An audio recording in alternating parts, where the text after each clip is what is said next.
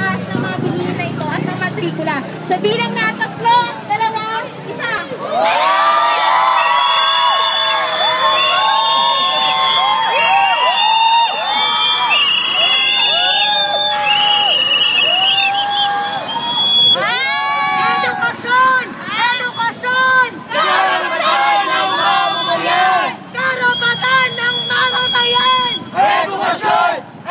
1. Kailangan po para manawagan ng pagkilos ng mga kabatang estudyante, tinatawagan si Marty ng anak bayan. Serbisyo sa tao! Huwag gawing negosyo! Huwag gawing negosyo! Serbisyo sa tao! Isang mapagpalayang hapon sa ating lahat ng nakakarinig sa akin dito sa Hepalen. Nais ko po kung panawagan na makiisa tayo sa susunod na sa Miyerkules sa magaganap na Black Shakes Action Day, kung saan magsusuot tayo ng itim na shades upang ipakita ang pagtutol natin sa pagtaas ng matrikula.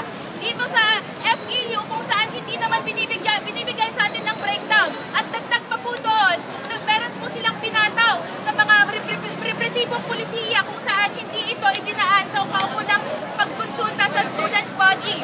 Maliban pa po doon, magkakaroon po tayo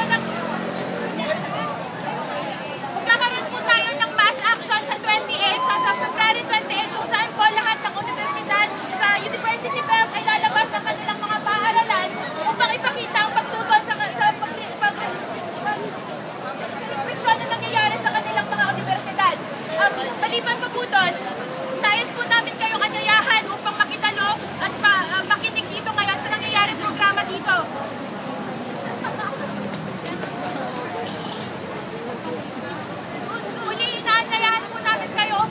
Sa 28, dito po sa tapat ng FEU, lahat po tayo ay kasama dito sa issue na to. Hindi lang po to usapin ng iilan, lahat po tayo apektado dito kahit anong sektor, hindi lang po mga kabataan, pati ang ating mga magulang.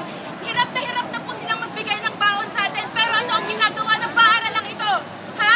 Anong ginagawa nila? Dagdag sila ng dagdag ng pamatrikula, pero hindi naman nila binibigay yung kaukulang pag-breakdown ng mga binabayaran natin. Yun po. Maraming salamat po. Tuition fee increase na naman! Ulan! Labanan! Huwag pa rin!